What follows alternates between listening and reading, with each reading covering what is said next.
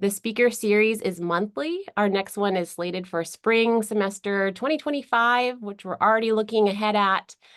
Date is to be determined, so stay tuned for that. Next slide. And through this project, we have supporting facilitators who have connected with our featured speakers and are in the background facilitating and working hard on all of these logistics. Josie Sam, Arlo Davis, Jamie Ferns, and myself, both representing the College of Indigenous Studies and IARC in this collaborative effort. Just to do a land acknowledgement as well in respect to the Indigenous peoples before us and in the physical space we share at UAF, we'd like to start the webinar with a land acknowledgement. Everywhere we live and work is Native land. We recognize, appreciate, and honor Indigenous peoples and their past, present, and future land stewardship. We are committed to building long-term reciprocal relationships with Indigenous organizations and knowledge holders to create relevant and actionable information in support of their sovereignty and self-determination. Now, today's dynamic speakers are sharing on the topic of the Alaska Coastal Cooperative, working towards a community-first approach to climate resilience. And we are so excited to have this crew. They're also known as the action work that's getting done. We have representation from a tribe, Native Village of Nelson Lagoon, Angela Johnson, Casey Ferguson as the Community Engagement Manager, and Professor of Geoscience, Department Director of Alaska Coastal Cooperative, Chris Maio. So we're so excited to showcase their work and all that they've done and contributed through the action project so far. But before we start our webinar, it is recorded and will be available for viewing later at the College of Indigenous Studies YouTube page. You can also utilize the Q&A, and our facilitators and speakers will help answer any questions you might have. So the first part of our webinar is hearing from our speakers, and the second half is for answering any questions. With that, I'm going to turn it over to Chris as our first speaker, who's on site. So welcome. All right, thank you, Santa, and thank you to the organizers for inviting me here. It's really an amazing group of people. A lot of our work is very impactful together, and I think this seminar series really brings that together, and I'm already learning things that I didn't know before, so that's a really great thing about coming here this morning. And so today I'm going to give you a little introduction into the Alaska Coastal Cooperative. Some of you are familiar with that, but some have not heard of it yet. So we're going to talk a little bit about the Alaska Coastal Cooperative and give that kind of our main mission. And then Casey, who's down in Anchorage, he's originally from Chivac, and he's going to talk to us about our year one visioning process. And now we're kind of moving into year two, and he'll introduce the Community Research Lead Network. That is something that he manages, where we have community researchers in each of the communities that we work with, leading our research efforts there. And then I'm going to hand it off to Angela, who is a founding member of the Alaska Coastal Cooperative. I consider a really good friend, and she's out in Nelson Lagoon, and she's going to share about Nelson Lagoon, about its strengths, about its challenges, and how it's engaged with the ACC over the past several years. And then I'll finish it up if we have some time with some workforce development things that we're working on. So go ahead, Sanjay. Great. So this is kind of preaching to the choir here as far as what the problem is that we're trying to address.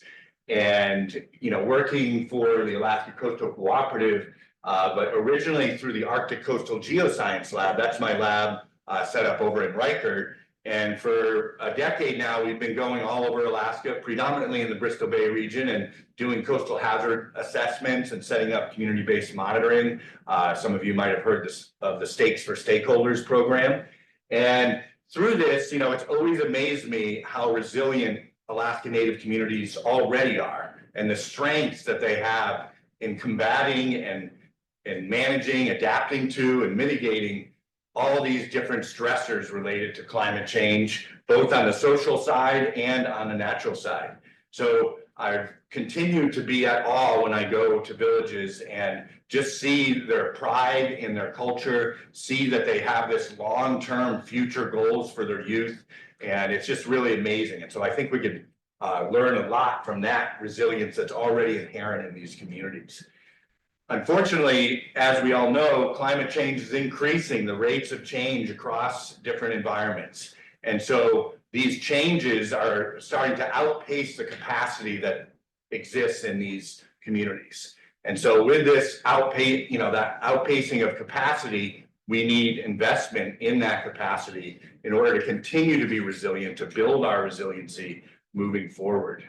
And then thinking about, looking at all of the stuff that's already being done, because there's so many things going on. I don't know it all here. Just at UAF, the rural campuses, it's an amazing lot that we have here. We're really gifted to be a part of this movement, I will call it, but it's not enough. There's just too much work to be done, and therefore this is where we need to scale up these existing projects. We need to work together more, communicate together more, and find those synergies. And next slide, Santa. And this is where the Alaska Coastal Cooperative came out of it, seeing this need to build capacity, seeing this need to communicate, build networks, build on existing strengths that we already have, existing programs that have been tried and true for a decade, over a decade in some cases, and move forward. And through the work that I've done, we formed the Alaska Coastal Cooperative to scale up these efforts, to scale up the efforts of my lab and others. And this started in 2022. We formed in 2022 through direct funding from the Vice Chancellor of Research Office, the CIS, CRCD at the time. Charlene Stern was a big supporter, as well as the Geophysical Institute and others. And so we formed this organization with the idea that we're going to have this mission, these 3 pillars that are going to guide our work, because there's so much work, we can't do it all. And we're really trying to contribute to these efforts, acknowledging everything that's going on already.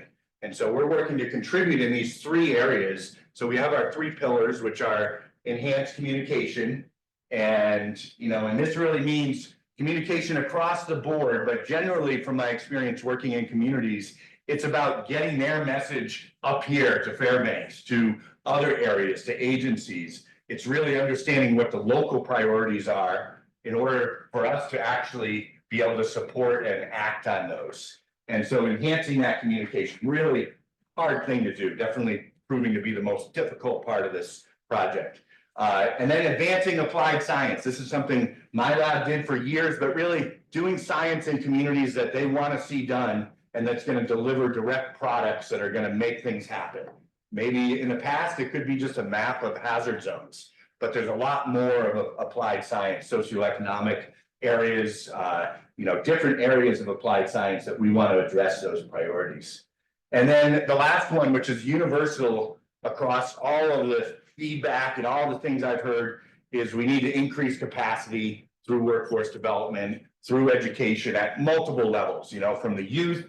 Every community wants to see their youth move forward, all the way up to the elder and the people in the communities that want to gain skills using different technologies and things like that. So those are the 3 main pillars. Next slide.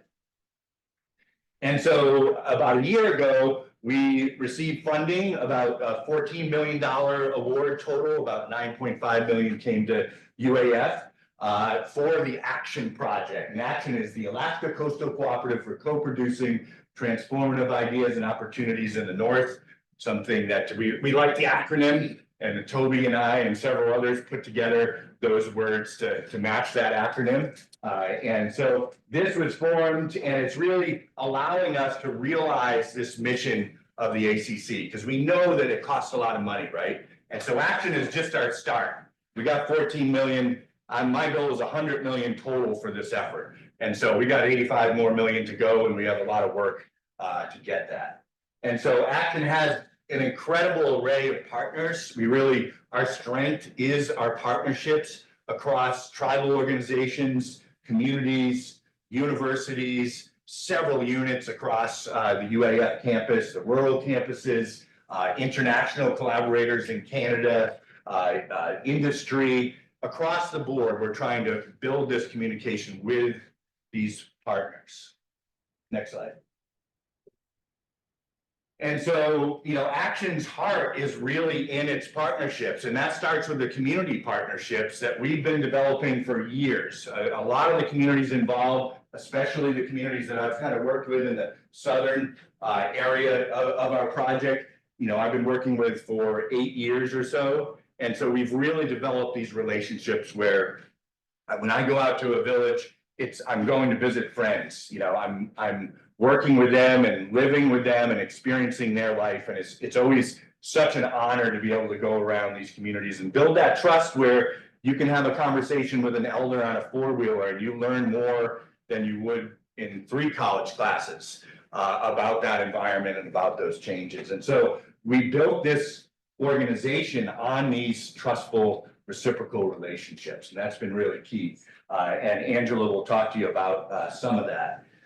We also are really trying to strengthen this network, not just between the university and the communities, but most of the communities are like, well, we kind of have a lot of scientists here, we've got enough of that, but we really want to learn from other communities. That inter-community knowledge exchange is what really a lot of folks want to see. They really want to understand, well, how is this village dealing with this? And how is this village dealing with this? And so we want to both strengthen the existing networks and also build new networks, with new organizations and networks of networks across the sphere.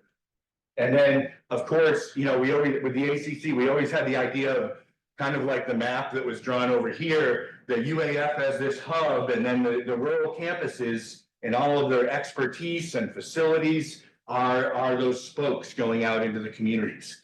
And this started, I've worked predominantly in the Bristol Bay region, so I have a really great relationship with Wanda at the Bristol Bay campus and faculty and staff there. And so the idea of leveraging their applied science lab, leveraging the expertise they have there to then be able to go out in the village with offering those types of opportunities. Good. And so the Action project has a lot of different focus areas, right? My work is mostly in coastal hazard analysis. So I make maps, I go out with a GPS and survey, fly the drones around and do that stuff. So that's just one aspect of it. We also have, we talked about the communication network. We're really trying to build this communication network and really kind of grease the skids of collaboration and produce that synergy. We're really, trying to see all this stuff going on and understanding what's going on and who's doing what, and then lubricate that so that we can get to synergy together and actually have some real outcomes. And some of the other areas include, developing socio-ecological models, looking at governance across, multi-level governance. So we have a big social science component to this. And then, of course, that increasing that technical capacity. Now, I think I'm going to hand this off to Casey, who's going to introduce our visioning process. Good morning, everybody. Can you hear me? Yep. Perfect. So just a quick introduction. My name is Casey Ferguson. I'm originally from Chivac. I'm currently a grad student through the RD department and serving as the community engagement manager for the Alaska Coastal Cooperative. My role in this is to work directly with the community research leads. We call them CRLs. The CRLs are based in each community, and we have a wide variety of who they are. We have folks who work directly with Chris, who are grad students, who are contributing members to their tribal council and helping bring in grants and funding for some of the projects that they have going on. And then we have CRLs whose main job is to provide food for their communities by going out and hunting and learning the land through some of the wisdom and teachings of their elders and their families. So we have a wide variety of CRLs, and they play pretty big part in the whole visioning process. The visioning process includes our research team, our social scientists and physical scientist team, traveling out to the communities and meeting with them, building these relationships, seeing what life is like for folks in these communities. And the main goal behind these visioning processes is to listen and to learn what the issues and concerns are and how it impacts communities and community members, and figuring out what we can do with those issues and concerns, but also planning ahead in terms of what else can we contribute to the community, whether that's looking at different avenues like ecotourism, or putting in infrastructure to showcase the culture when folks come in to visit the communities. So it includes a lot of discussions, not just with administrators or folks of that nature, but also we listen to community members and how things like coastal flooding are playing a huge role in their daily lives. I'll use Chivac as an example. Chivac is where I'm from. We had the big Merbok storm back in 2022, and we're still seeing the effects of that. There are folks in Chivac who still do not have access to their boats because they sank or they drifted so far up inland you can't find them. One lady, she had just bought a brand new Yamaha 200 outboard motor, and a week later, Merbok hit, and her boat sank. She just gotten that, and now she can't use her motor. So it's stories like these in the different communities that we're listening to that have a huge impact in how we approach what we do and what we can do for these communities, and that's what these visioning processes are for. Next slide, please. Yeah, these slides are highlighting one of our trips in Atka. This one was for me personally, it was one of the more impactful trips that we've had so far, because we were able to engage not just with the elders, but also with the youth, and learn the type of life that they live out there, which was really interesting. Interesting in a way that, for me personally, they're way out in the middle of the Bering Sea and on the edge of the Pacific Ocean, but they still manage to live a life so rich out there in terms of culture and what they're doing for their community.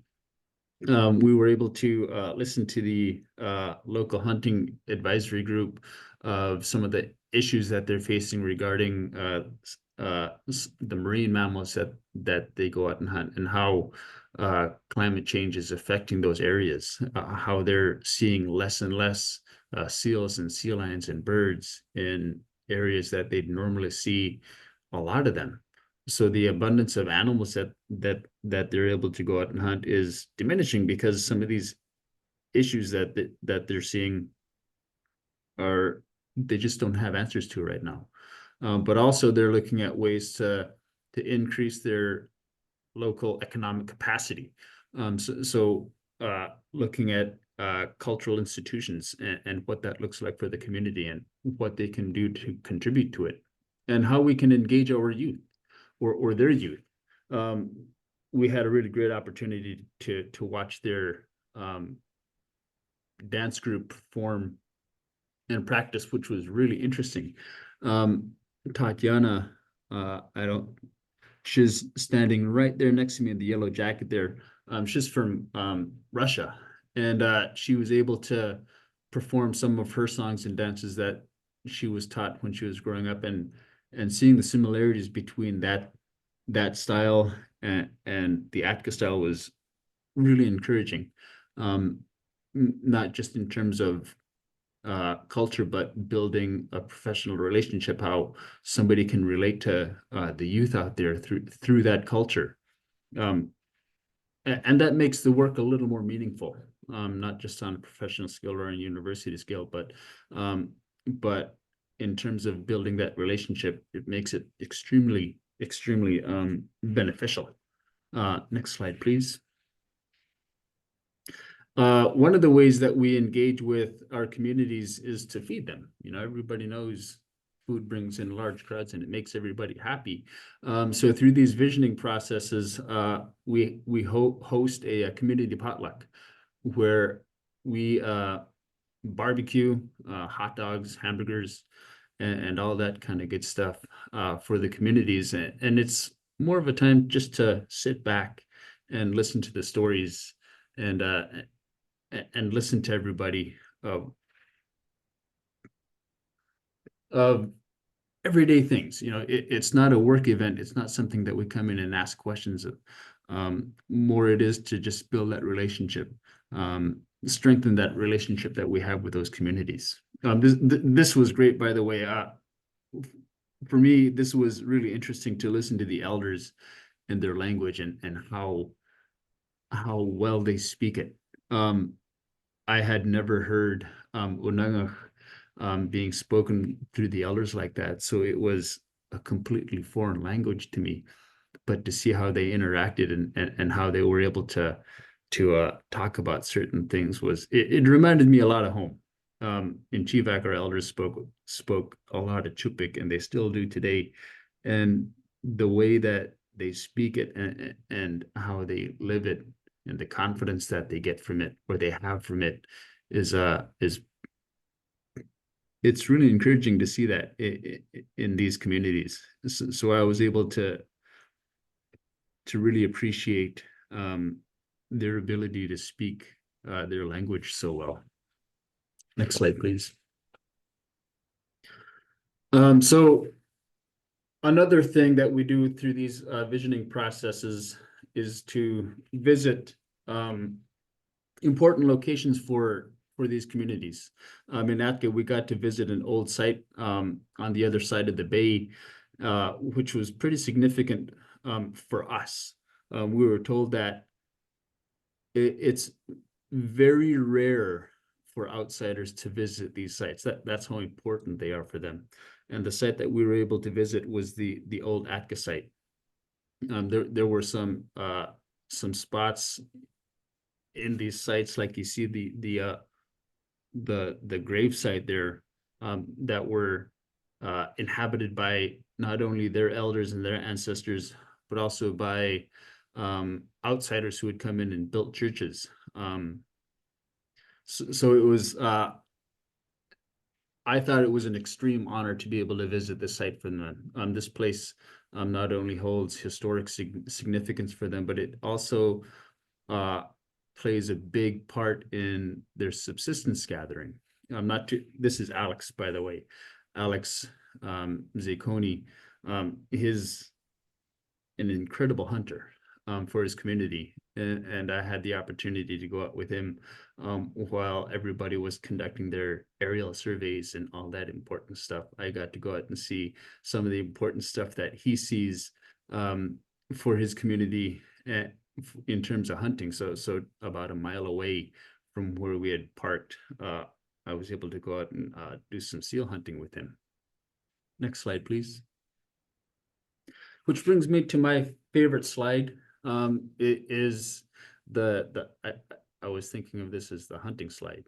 And it's through that hunting that we're able to build these connections with not only the elders, but the stakeholders, all members of the community. Hunting plays such a huge role in all of the villages that we're working with. And through those, we get to hear those stories of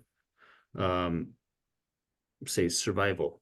We all know that many of our Alaska Native communities had to endure a lot of hardship, and it's through these areas that, or these hunting sites, that we're able to hear some of those stories of how they survived. I had an incredible opportunity to go out with Martin Zacconi here to do some sea lion hunting. And that sea lion that you see there with him, he let me catch. I was the gunman for him that day, and he gave me it's an incredible honor for me to catch my first sea lion out there. And that sea lion was given to the ATCA community. And they used that meat for their culture week that they had not too long after our visit there. And then the picture next to that is our moose hunting trip. Chris and I had the opportunity to go to GVAC to work on a different project.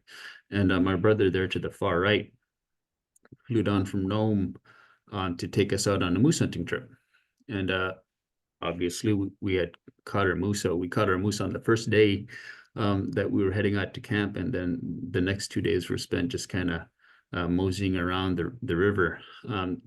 This river is a small tributary that connects to the Yukon River. And we were actually able to see 2 villages on the Yukon River, St. Mary's and Mountain Village, from one of the spots that we went to. Chris caught his moose, I caught my moose, and it was just a great overall trip.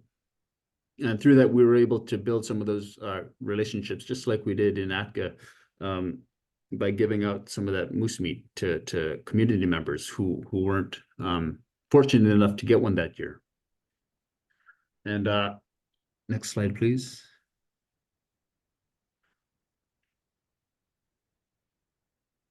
So the CRL network that we have in our 8 communities, rather than working individually with each community, we've expanded it so that the CRLs work together. Each month we host a community or CRL network meeting where folks can chime in with some of the issues or processes that they have going in their community and to learn with each other. The CRLs that we have here in Alaska, they're a part of some of the the data gathering that we have for our project, and then the community partner that we have in Canada, Tuktoyaktuk, they provide more knowledge sharing. And it's something that they work with each community to help develop some of these ideas and processes to move forward on the project. The CRLs, they work directly with their community advisory board. We call it the CAB, and this is made up of 2 to 3 local leaders in each community, and they're the ones who kind of guide the project in terms of what they're going to do for the project. And then the CRLs, they're the leaders when it comes to the whole visioning network. They plan it directly with us, and they get as much community involvement as we can.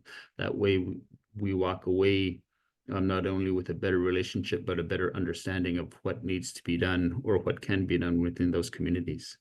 Next slide, please. And I'll turn the next slides over to Angela. Thank you.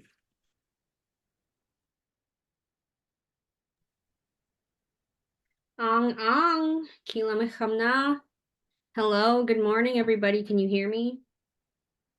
Yeah.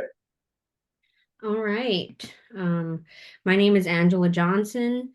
I am from Nelson Lagoon, Alaska. I have lived here my entire life. I work for our tribe. I've been working for the tribe for about 12 years. I work for the environmental department, our IGAP program, the Indian Environmental General Assistance Program.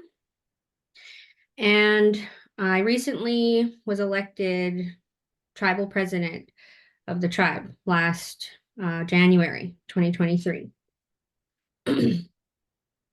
Next slide. So I'll give you first a little background of Nelson Lagoon. We're a Nunangan community, commonly known as Aleut. We're located right on the Bering Sea side of the Aleutian Peninsula, and our tribal council is our self-governing body. We only have the council and the corporation here in Nelson Lagoon. There's no other municipalities, no city or anything like that here. And for as long as our history leads us since moving to this specific location, our economy has been commercial fishing based, where all of the locals fish for salmon in the local river here. And we are trying to move away from that because it's just not sustainable. And it hasn't been sustainable for Nelson Lagoon for a long time. So that's one of our key focuses for Nelson Lagoon. Next slide. So our current activities, what are we doing here in Nelson Lagoon? We've had a lot of environmental threats from the climate crisis we've been dealing with for a very long time, since I was a young girl. And this work is extremely important for us. And we, over the last at least 12 years since I've been working for the tribe, we've been doing a lot of work towards climate change adaptation and just kind of making sure our community is sustainable and healthy, whether that's mental health, physical health, the environmental health, everything that goes along with it. So we have our IGAP program, like I mentioned before. We've had that program in Nelson Lagoon since about 2008. And the program has grown. And one of the best parts about IGAP is how it has allowed us to expand our work in Nelson Lagoon. If it wasn't for IGAP, I wouldn't have been introduced to Chris. And I probably wouldn't be a part of this great action project. So IGAP is a extremely important, thing for our rural communities, I believe, and it just helps you push forward in your efforts to climate adaptation, if that's what you're focusing on, and other things. But so we're doing climate adaptation planning. We are been doing a lot of coastal erosion monitoring for a long time. That's always been an issue for us.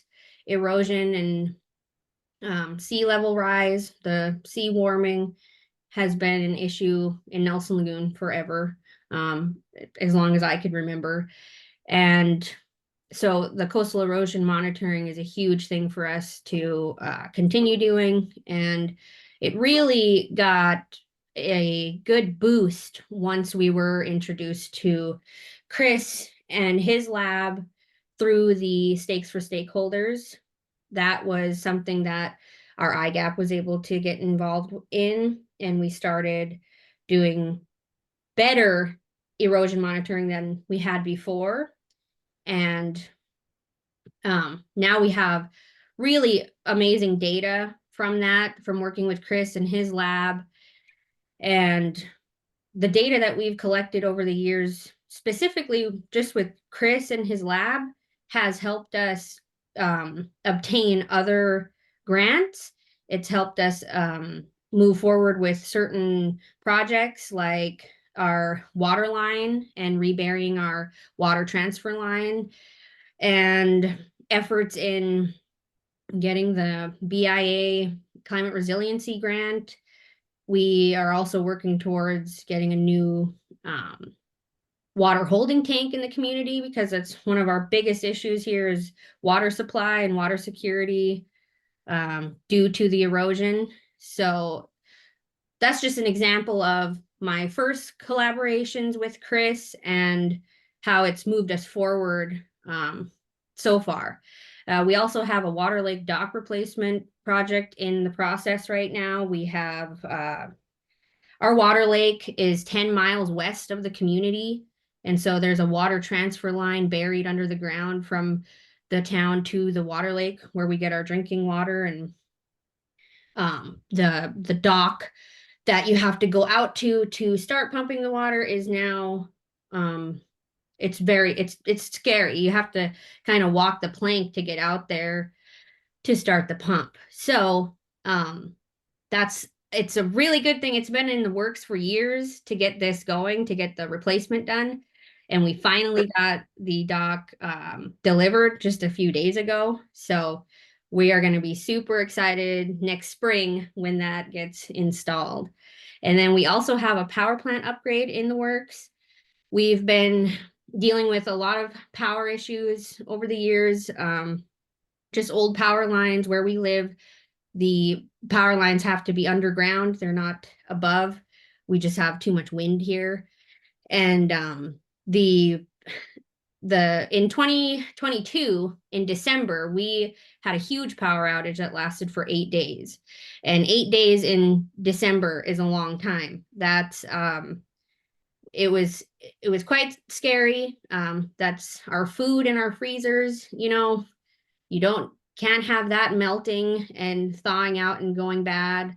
And it's dark, so you barely get a couple hours of daylight, and then it's dark out and there's no electricity. So that was a huge ordeal, and the power plant upgrade is something we are definitely looking forward to. That's also going to be happening next summer. Next slide. So our challenges that we face in Nelson Lagoon, I mentioned our erosion and sea level rise. This photo right here is a great example. This is at the west end of our runway of our airport. And this just shows a good north wind and high tide paired up together. So the Bering Sea is kind of coming over the bank right there and onto the airstrip.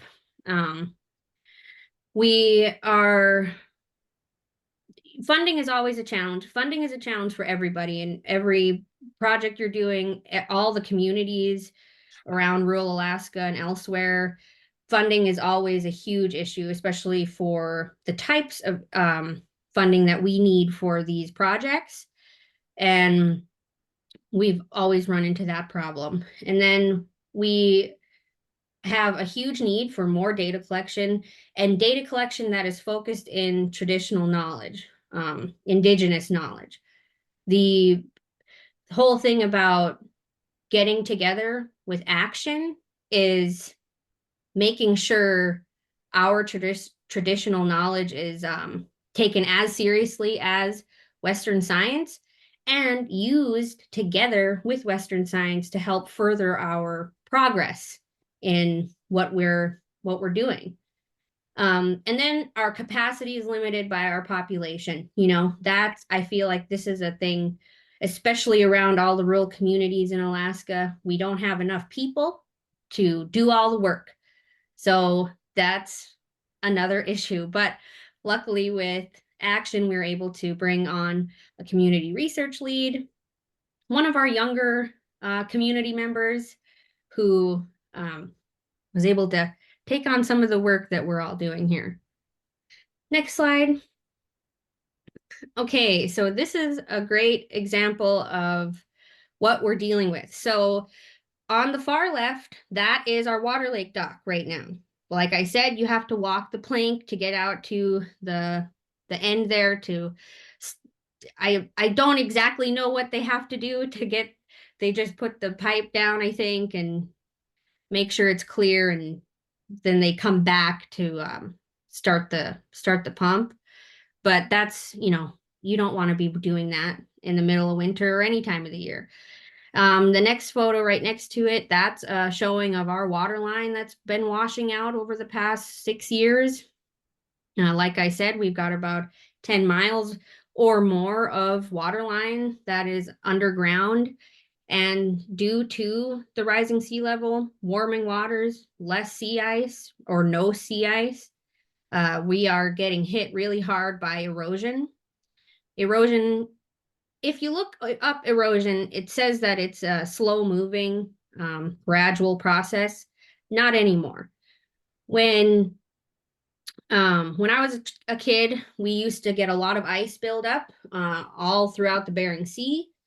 As far as the eye could see, it would be frozen. We would have a huge ice bench in front of the community, and we wouldn't have to worry about the big seas and extreme storms that we get in the wintertime.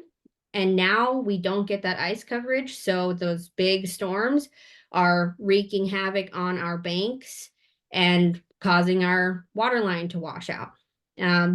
Another thing I like to mention is that the water line, when it was buried, one of the stipulations was it had to be buried 250 feet inland from the bank. That means that in certain parts of this, where this line is buried, 250 feet of land is gone. And that's from since the 70s, I believe, 70s or 80s. And then the two pictures on the right here above is our picture of our runway. Again, you could see the erosion over there on the west end. That's getting kind of close. This is something we're keeping an eye on. It's nothing that is too detrimental right now. It's nothing that is threatening us too bad right now. We're doing just fine still with our runway. We don't have to worry about a soft runway or, anything that like when worrying about landing an aircraft. We don't have to worry about that like some of our other communities around us. So that's good. But down below is a nice aerial shot of essentially the entire community. The water below the community, that is our lagoon/river. This is where we fish. Our salmon come in here and they're going up all the way up to their spawning streams and lake. And this is where we practice our subsistence and commercial fishing. And then the Bering Sea is right above us right there. So as you can see, we are really in a tight spot in between this water. We're basically just a sand spit separating the Bering Sea from the Nelson Lagoon River. Next slide. So some of our successes, we have strong representation. Again, this is thanks to our work with IGAP and getting out there and speaking up at meetings and networking and starting to work with other people. Now we are involved in a project called Permafrost Pathways. That's through Woodwell. We were just able to secure BIA resiliency climate funding, and we have the Action Project. And one thing that I like to mention is that working together is key. Back when I started doing this job, it didn't feel like I was making any progress. It didn't feel like there was really any hope. It felt like Nelson Lagoon was alone in this work. And once I began working with other people in bigger groups and other communities around the state, that's when I started to feel better, more encouraged. And it's interesting to see how similar we are, even though all across the state of Alaska, every community is completely different from the other. Nelson Lagoon is completely different from Atka. Even though I'm on the Aleutian Peninsula and they're on the chain, we're still completely different with our own sets of issues and priorities, but there's also so many similarities between us that is really incredible and just opens your eyes, especially for me living here and working with communities that are along the west coast of Alaska. We're dealing with all the same problems, especially with erosion and sea level rise. So it's not only encouraging, but it strengthens our voice and it helps us get our point across when we are doing this work. Next slide. So when I'm doing climate adaptation work, I always like to remind people why we're doing this work. It gets really stressful and kind of down, makes you feel down when you're watching your community wash away, essentially. And it's good to remind everybody why we're doing it. So I like to put a slide in my presentation to show the beauty of Nelson Lagoon, my subsistence activities, and just the reason why I do it, the reason why I live here, and the reason why I want to protect where I live. And so some photos, our subsistence, our home pack of red salmon. You got me with my king salmon, my husband over there with a caribou, my husband and I fishing, and then a cute picture of the community from a little ways away, and then our berries. Two of our most important berries in Nelson Lagoon are Nangoon berries and strawberries. Next slide. So now we're in with action. Nelson Lagoon, like I said, we started working with Chris and his lab through Stakes for Stakeholders. This was back in 2017. And thanks to that connection, we were able to join this project with action. Then this year, we were able to meet in person finally. It was like a 2-year process of getting the grant put together and getting everything submitted and then being awarded. And finally, we were able to meet in person. It was so great to get to see people and discuss our project with everybody in the same room, and just figure out how we were going to do the co-production and collaboration with traditional knowledge and Western science. Really good group we have here. Very happy to be working with them. Next slide, please. So after our in-person retreat out in Anchorage, we were the first on the list for the site visit. So Nelson Lagoon was the first on the list. About 2 or 3 weeks after the in-person action retreat, we had a crew come out to Nelson Lagoon for the project. And this is where we did community presentations, a lot of community input for what we're looking for in this project. And one of my favorite things is that our team was immersed into the Nelson Lagoon lifestyle, which is also an important thing when you're working with rural communities. You want to see how people are living and really see how the lifestyle is there. And I think it's just so important in the work that we do, and especially for this project. And it was, it opened up conversations that maybe we weren't going to have if it was only me and my team, and involving the rest of the community was a huge benefit to the site visit. Next, please.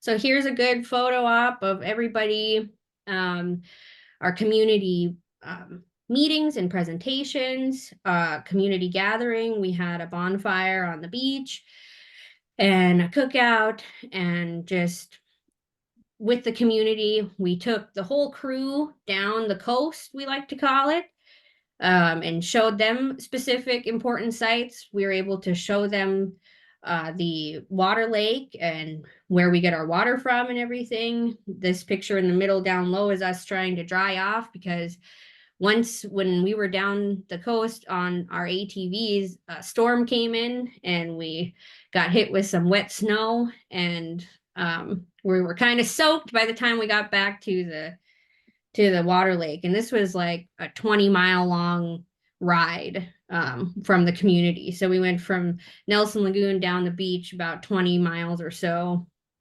And then over in the corner is a few of the guys and some of the action crew showing our locals the drone, and the guys were able to check it out and try out the drone, which is one thing that the action project is also focusing on. We're looking at a drone academy and getting together and getting our locals in the communities trained up on drone flying. Next slide. So aftermath of our site visit, our CRL is hired. We're currently working on a collab for salmon studies. We're beginning our data collection on salmon fisheries, and we are researching different tourism avenues for more economic opportunity in Nelson Lagoon. Like I said, we want to move away from only relying on commercial fishing for our economy. We need more options, and the site visit really opened our eyes to what our options are, and what we can do with our environment around here. And just like the rest of the state, we are dealing with fisheries issues, and we just want to make sure our river is healthy and do as much of our own data collection as we can here in Nelson Lagoon. Next slide. That is all. Kagasakung, thank you for letting me speak. I know that was kind of long-winded, but thank you so much. Thank you so much, Angela, Casey, and Chris. I just appreciate you guys sharing today. It was absolutely wonderful to hear all the work that's getting done at the Action Project, all the collaboration.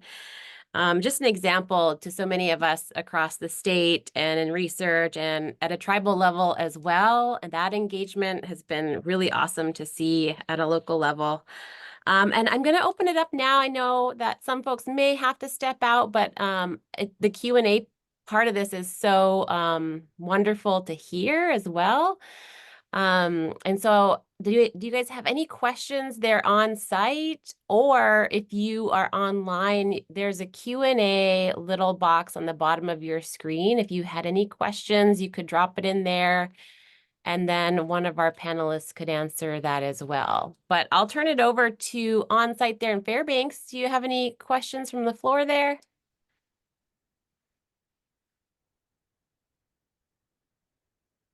Yeah, this is Maio. I'm curious, the community research, CRL lead, any thoughts? I know how instrumental the IGAP program has been through the environmental coordinators in really helping build capacity to connect on grants. We at IARC, we have the Alaska Tribal Resilience Learning Network, which is also trying to support tribes in terms of being able to put in applications, particularly through BIA. So I'm wondering, where do you see the CRLs sort of work in that space? In particular, if you think about the next few years, who knows what's going to happen to IGAP? So I'm wondering, are there things that one could do now to make those active or those positions more resilient? And if so, what is that? Is there anything we can do at the institute or college level to help with that? Yeah, that's a great question. A lot of our CRLs are working side by side with the IGAP coordinators. The idea of the CRL came out of IGAP, also came out of the Sea Grant Marine Advisory Program agents that are at the rural campuses. And so I think, oftentimes the IGAP coordinator or assistant is not getting a full year's of salary. So we're finding that some of our CRLs are combining salaries. Basically, they might have the action funding, what pays them 20 hours a week. They have IGAP that's paying them 10 hours. And then they have this other grant that's paying the other 10. And so from that kind of shared investment in that local research lead, we're able to create a full-time position. I think another really important part is that workforce development side, to get the folks in the communities trained, and also people like myself coming into the community to learn how to work effectively with the local leads, with their Indigenous knowledge that they already have and bring to the table, but make it so that they're really, their resume is looking really strong, right? They're really adept at whether it's recording data here or talking about Indigenous knowledge on this front, but really building up their capacity to bring in money from different offshoots, I think. Hi, thanks for the presentation. That was really enlightening, and I'm inspired by the project and all the connections that you made and fairly working together from the beginning and project conception and visioning. And I'm curious about the how you connect visioning to then the research, planning, and implementation. How do you connect the needs identified during the visioning process to the right expertise and developing a program around that? Well, I'll start by saying it's incredibly difficult, and this is our first kind of pilot of getting all these ideas, pages of notes of ideas of what the potential is, and then matching that with the expertise that we have in our project, or if we don't have that expertise, trying to bring someone else in. And so that is a process we're working through, where we're trying to develop these community research plans that we go back and forth on, and then finally we say, okay, this is what we're gonna focus on in this community, because it can't be everything. And we only have certain expertise, but also these are areas where we need more expertise. And an example of that is this eDNA program. So we have no fisheries scientists, but our community, two of our communities, fisheries is key, very important. Nelson Lagoon is one. So we brought in some eDNA folks, Brandy Camermans, and some other folks to try to work with the communities through their IGAP programs to gain funding for this new type of research that we didn't even think of. You know, another example is in Atka. They were so passionate. They don't need all this science going on. They need a cultural heritage center that allows their language to persist and go on and spread that across the Aleutians and the state and beyond. And so we're working on this next proposal to try to bring them money to achieve that goal, even though I know nothing about native language or heritage centers, but this is what they identified as their priority. And so we're trying to build our own capacity to address that. I want to thank all of you. Hi Santa, good to see you. And Casey, Koyana, and April, I know you're online. So my question is, I've worked on different grants with different cultural regions. So communication was key. So, and looking at how many villages you have and different languages. So what are your ideas on ways to work with Indigenous languages? In, for example, when they observe in a Yupik region, there's a Yupik word for a certain thing that totally expresses that, or maybe in these different cultural regions. So that's one area in meetings, using Indigenous languages in meetings maybe. And then your reports, what are your ideas on how you're going to work with the co-production of knowledge and also recognizing and honoring the Indigenous languages? Yeah, Casey and I were just talking about this. Casey, are you able to take that question on how we can incorporate Indigenous knowledge? Yeah. One of the ways that we're incorporating Indigenous knowledge right now is through that slide that we showed through hunting, learning about the land through hunting, or going out on these field trips when we're visiting the communities and learning about those important historical sites, and incorporating traditional place names to some of those places. Right now we're in year 2, and the language aspect is something that we're still working on and figuring out how we can incorporate the language. But we understand that when we're dealing with the land and some of these issues that we're dealing with, it's important to acknowledge that we do need to incorporate some of that into the project. And what that looks like right now is what we're working on with some of these CRLs. One good example is in Atka, that where they want to really revive their language, they have, you know, fluent speakers, is that they want to do this cultural mapping activity. And basically right now it's Alex, our CRL, going out to these traditional hunting sites and recording information, pictures, place names, and then also getting the elders to talk about those places in their Indigenous knowledge. And ideally our goal is to have the youth interview the elders on these locations and then come up with some sort of high-tech, mapping, visual of this that's interactive. So that's an example, but we're still learning a lot in that area. Oh, yeah. Good, Nicholas. Yeah, I was just curious kind of throughout this process in developing the network and developing the cooperative, how much like data sovereignty has played into your conversations, especially thinking about the ways that communities can kind of share whatever information that they're gathering with either expertise or people from the academic community and with each other. And yeah, like if there are protocols you all have established, or yeah, what the data sharing policies are essentially in the research you're doing. Yeah, and that's certainly something that comes up a lot. And really, as we created as someone from the Western side, creating these data management plans for a proposal was always just check the box, right? But then when we're working with communities, an example is St. Paul, the community of St. Paul, they really know what they're doing when it comes to data sovereignty. They run the Indigenous Sentinels Network app and things like that. So our communities are going back and saying, no, we need to have really specific guidelines to this. And it's something that all the communities are very concerned with, the ownership of their data, and also the confidentiality of their data, because some of this data they collect, they just want it for themselves. For example, in APCA, we surveyed this ancient, site, this very sacred site to them. That data doesn't get shared with anyone. That's just their data to use in their way. So it's something we're learning a lot about, at least, myself still learning a lot about.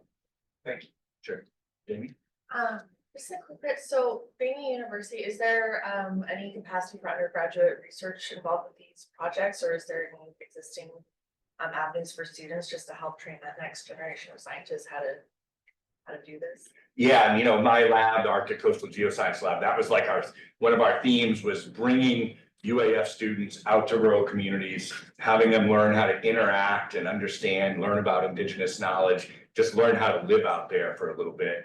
And that includes, an undergrad intern program and as well as many grad students. And so on Action, we do have funding through the whole project for undergraduate interns. Right now we have one intern hired that's kind of focused more on the drones and that side of things, but we really would love to encourage like rural undergraduate students to participate, and that's definitely a goal of ours. I was just gonna ask about the counterpart to the academic side in the village. Who are you pulling up to do and learn about this? Yeah, that's the message I get every village I go to. Engage the youth, engage the youth.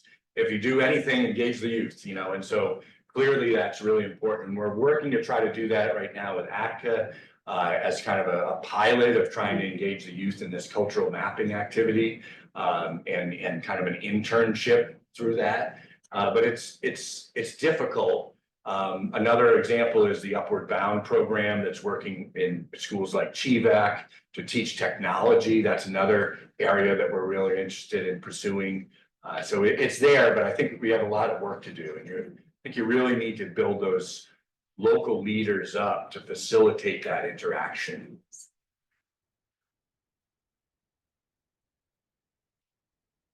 Any more questions? All right, well, thank you so much for joining us for both the brunch and the seminar. This will be posted online, I think in a few days. We'll let you know when it's ready. Then you can share it with those who weren't able to join us today. So I hope that you enjoy the rest of your day and the weekend, and hope to see you. The next webinar will be next semester. The final one for this semester. So enjoy the rest of your semester. Yeah. Thank you, Josie. Thank you, team. Thank you, everybody. And then just final note, I just love that my final note was just the hunting slides and the food and just that being the core, piece to share with everybody as you guys head out to lunch right now. So thank you all for that presentation. And this will be uploaded to the YouTube page. Thanks, everybody. Yeah. Thanks. Thank you, Angela, Casey. Thanks, everybody. Thanks, Casey. Thank you.